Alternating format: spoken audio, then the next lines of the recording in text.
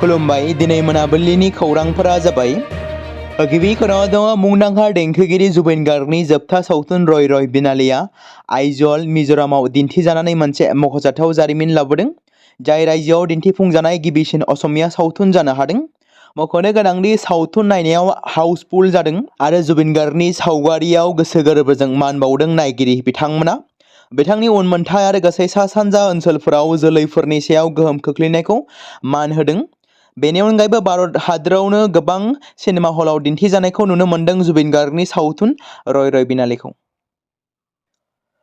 नैथि खोनादों आसाम हादोरसानि गुबुन गुबुन जायगाफोरजों लोगोसे नगाव जिल्लानि सोनाब ओनसोलाव गोख्रों बार आरो अखा हानायनि जाहोनाव माइनि फोथाराव गोबां खहा खालामलांदों। बे समाव आसार सावन आरो जुन जुलाइ दानफोराव जेब्ला सरासनस्रायै सालि माइखौ गायनाय जायो अब्ला नगाव जिल्लानि गोबां ओनसोलाव जोबोद रानस्राव जादोंमोन जायनि जाहोनाव बारजों फोथारफोरा खहा जादों। मख'नो गोनांदि बोथोरनि हरखाब सोमजिनाय आबादारिफोरनि खस्थ' खामायनाय गोबां आबादफोरा थाद'नाय गैयै अखा हानायजों जोबस्रांनायनि लामायाव।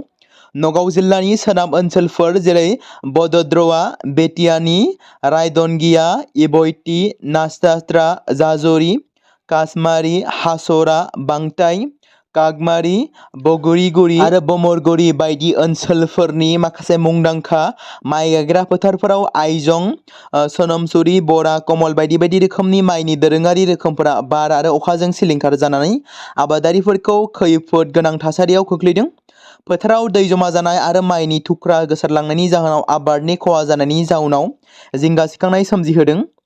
दिनै आइजो क्रिकेट बुहुम कापनि गिदिर फाइनाला जागोन। दान्दिसे समनि गेजेरावनो आइजो बुहुम कापनि फाइनाल बादायलायनायनि जोबथा फिथाइखौ मोननो हागोन।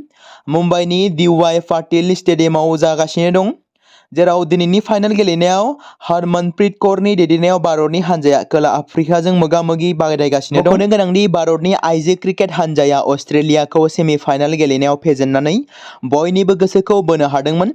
जोबथा सानखालि एबा हादोरनि दाब दाब जायगानिफ्राय सुबुंफोरा आइजो क्रिकेट हान्जाखौ हामलायथि बावहरदों। भारतनि हौवासा क्रिकेट हान्जानि सोद्रोमाफ्राबो हान्जानो गाहाम हामलायथि हरदों। जाय दोलोआ बयनिख्रुइबो बांसिन खेब आइजोफोरनि सानसेयारि बुहुम कापखौ देरहानो हादों बे दोलोआनो जादों अस्ट्रेलिया।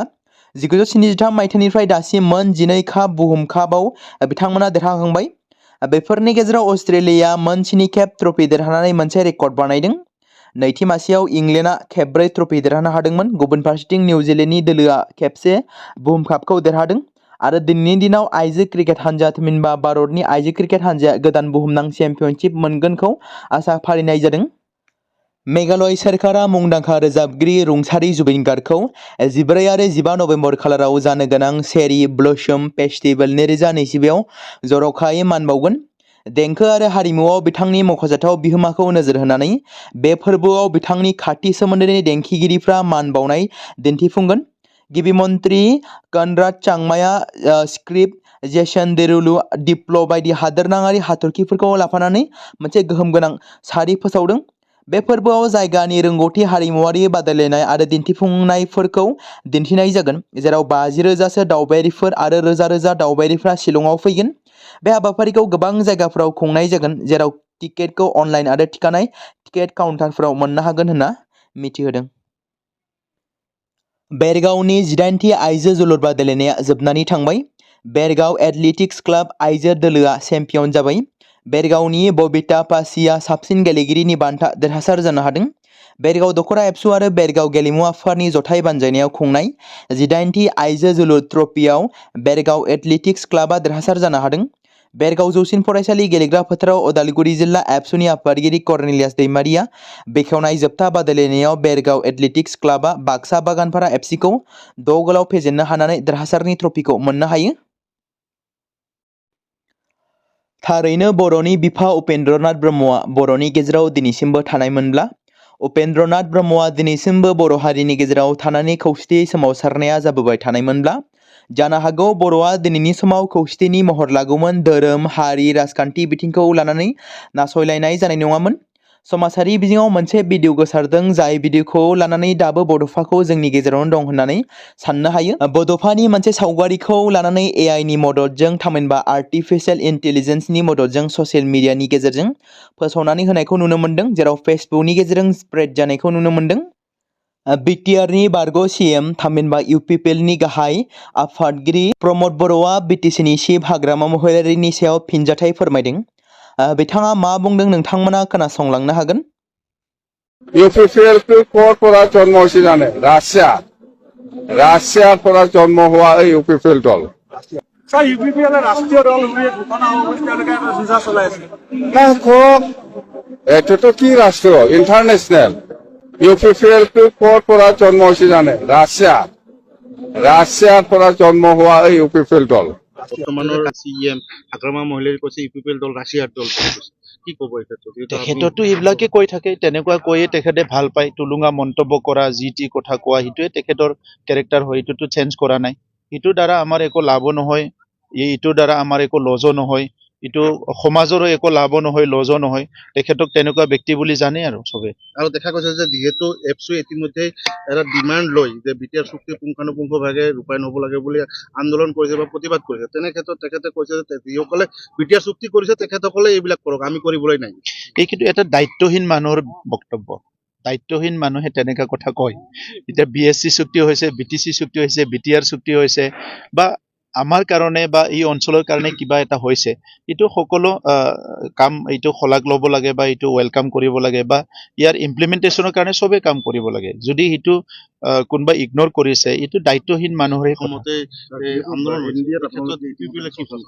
আমাৰতো আমিও কৰি আছো। ইপিনে ওদালগুৰিৰ সিদিনা ৰেলী হৈ গ'ল, আৰু আজি যিটো এই বাইক ৰেলী লৈছে, এই বাইক ৰেলীটো এইটো ওৱান অফ দি মানে পইণ্ট হিচাপে ৰখা হৈছে যে আমিও বিচাৰো ন্যায়টো যিমান সোনকালে পাৰে ন্যায় দিব লাগে, আৰু ন্যায়টো এটা পাৰ্ট, ন্যায়টো পাব লাগিব। আৰু এটা পাৰ্টটো হ'ল জুবিন গাৰ্গ ডাঙৰীয়াৰ যিটো সৃষ্টি, এইটো আমি সদায় জীৱিত কৰি ৰাখিব লাগিব। আৰু অসমীয়া সমাজখন বা অসমৰ বিভিন্ন জাতি জনগোষ্ঠী, বিভিন্ন শ্ৰেণীৰ ৰাইজ আজি যেনেকৈ ওলাই আহিছে, এইটো এটা ঐতিহাসিক হয়। আজিৰ আগত আমি এনেকুৱা কোনোদিন দেখিবলৈ পোৱা নাই। গতিকে জুবিন গাৰ্গ ডাঙৰীয়াৰ যিটো কণ্ট্ৰিবিউশ্যন, এইটো প্ৰত্যেকজন ব্যক্তি, প্ৰত্যেকটো শ্ৰেণীৰ ৰাইজ, সকলো জাতি জনগোষ্ঠীয়ে সকলো বুজি পাইছে। এইটো আমাৰ কাৰণে বহুত ডাঙৰ কথা। আৰু আজিৰ পৰিৱেশটো চাই আমি যিটো দেখিবলৈ পাইছো, জুবিন গাৰ্গ সদায় অমৰ হৈ গ'ল। এইটো অকল অসমৰ কাৰণে নহয়, উত্তৰ পূৰ্বাঞ্চলৰ কাৰণে নহয়, সমগ্ৰ ভাৰতবৰ্ষ আৰু মানৱ জাতিতে বিভিন্ন দেশৰ মানুহবিলাকো আজি এই কথাটো সকলো আজি শলাগ লৈছে বা সকলো আজি দেখিবলৈ পাইছে যে তেখেতৰ যিটো কণ্ট্ৰিবিউশ্যন, সেইটো কোনোদিনে এইটো পূৰণ কৰিব পৰা তেনেকুৱা বিষয় নহ'ব। দেখা গৈছে যে কালি বৰ্তমানৰ চিএম হাগ্ৰামা মহিলাৰী কৈছে ইউপিপিএল দল ৰাছিয়াৰ দল। কি ক'ব এই ক্ষেত্ৰত? তেখেততো এইবিলাকে কৈ থাকে, তেনেকুৱা কৈয়ে তেখেতে ভাল পায়। টুলুঙা মন্তব্য কৰা, যি টি কথা কোৱা, সেইটোৱে তেখেতৰ কেৰেক্টাৰ হয়। এইটোতো চেঞ্জ কৰা নাই। ইটোৰ দ্বাৰা আমাৰ একো লাভো নহয়, ইটোৰ দ্বাৰা আমাৰ একো লজো নহয়, ইটো সমাজৰো একো লাভো নহয়, লজো নহয়। তেখেতক তেনেকুৱা ব্যক্তি বুলি জানে আৰু চবে। আৰু দেখা গৈছে যে যিহেতু এপছুৱে ইতিমধ্যে এটা ডিমাণ্ড লয় যে বিটিআৰ চুক্তি পুংখানুপুংখভাৱে ৰূপায়ণ হ'ব লাগে বুলি আন্দোলন কৰিছে বা প্ৰতিবাদ কৰিছে। তেনে ক্ষেত্ৰত তেখেতে কৈছে যে যিসকলে বিটিআৰ চুক্তি কৰিছে তেখেতসকলে এইবিলাক কৰক, আমি কৰিবলৈ নাই। এই কিন্তু এটা দায়িত্বহীন মানুহৰ বক্তব্য। দায়িত্বহীন মানুহে তেনেকুৱা কথা কয়। এতিয়া বিএছচি চুক্তি হৈছে, বিটিচি চুক্তি হৈছে, বিটিআৰ চুক্তি হৈছে, বা আমাৰ কাৰণে বা এই অঞ্চলৰ কাৰণে কিবা এটা হৈছে, এইটো সকলো কাম এইটো শলাগ ল'ব লাগে বা এইটো ৱেলকাম কৰিব লাগে বা ইয়াৰ ইমপ্লিমেণ্টেশ্যনৰ কাৰণে চবেই কাম কৰিব লাগে। যদি সেইটো কোনোবা ইগনোৰ কৰিছে, এইটো দায়িত্বহীন মানুহৰে কথা। बे समाव मोनसे गोनां फोसावथाय बर' सावथुन नायनानै मोजां मोनग्रा गासै बर' रायजो राजाफोरनि गेजेराव लानानै फैदों मोनसे बर'नि OTT प्लेटफर्म गोनां, जाय प्लेटफर्मनि गेजेरजों नोंथांमोना बर'नि गोदान गोजाम सावथुनफोरखौ नुनो मोनगोन। थांनाय माखासे बोसोर सिगां बर'नि गेजेराव लानानै फैनाय निउबो एप बायदिनो फिन आरोबाव लानानै फैदों बर' रायजो राजाफोरनि थाखाय। बे बाथ्राखौ मख'नाया गोनांदि 2025 मायथाइनि जानुवारि दानाव ओंखारनाय आंगो स्ट्रीम मुंनि मोनसे OTT प्लेटफर्म गोनां निउबो एपनि गेजेरजों नोंथांमोना गोबांथार बर'नि सावथुनफोर जेरै ट्रेजेडी, रमान्टिक, एक्शन आरो कमेडीजों बुंफबनाय सावथुनफोरखौ नुनो मोनगोन। जेरै सनानि नखर, थांखि गैयै समाज, अनसुला आफा, हिर', बिमा बायदि बाजै, अर, थैसाम, वान्टेड, संदान आरो रं नाम्बार बायदि सावथुनफोरा मख'जाथाव। बेफोर सावथुनफोरखौ नायनो थाखाय नोंथांमोना गिबियावनो आंगो स्ट्रीम एपखौ गाव गावनि मबाइलाव थानाय प्ले स्ट'रनिफ्राय डाउनल'ड खालामनानै लोगोसे इनस्टल खालामनानै गावनि मबाइल नाम्बारजों लगइन खालामनानै लाग्रोनांगोन। बेनि उनाव नोंथांमोना गोबांथार नुनो मोनै सावथुनफोरखौ गुगोल पे, फन पे आरो पेटिएमजों रं नाम्बार सावथुनखौ नायनो थाखाय 60 रां आरो संदान सावथुनखौ नायनो थाखाय 80 रां, वान्टेड सावथुनखौ नायनो थाखाय 60 रां, थैसाम सावथुनखौ नायनो थाखाय 60 रां बेबादिनो गोबांथार नुनो मोनै सावथुनफोरखौ नायनो थाखाय सुबिदा खालामनानै होदों आंगो स्ट्रिम प्लेटफर्मा। फिन नोंथांमोननि गेजेराव फोरमायबावनो लादों बर' सावथुन नायनानै मोजां मोनग्रा गासै बर' रायजो राजाफोरनि गेजेराव लानानै फैदों मोनसे बर'नि OTT प्लेटफर्म गोनां, जाय प्लेटफर्मनि गेजेरजों नोंथांमोना बर'नि नुनो मोनै सावथुनफोर जेराव गोदान गोजाम सावथुनफोरखौ नुनो मोनगोन। बे बाथ्राखौ मख'नाया गोनांदि 2025 मायथाइनि जानुवारि दानाव दिहुनजानाय आंगो स्ट्रिम मुंनि मोनसे OTT प्लेटफर्म गोनां एपनि गेजेरजों नोंथांमोना गोबांथार बर'नि ट्रेजेडि, रमान्टिक, एक्शन आरो कमेडिजों बुंफबनाय सावथुनफोरखौ नुनो मोनगोन।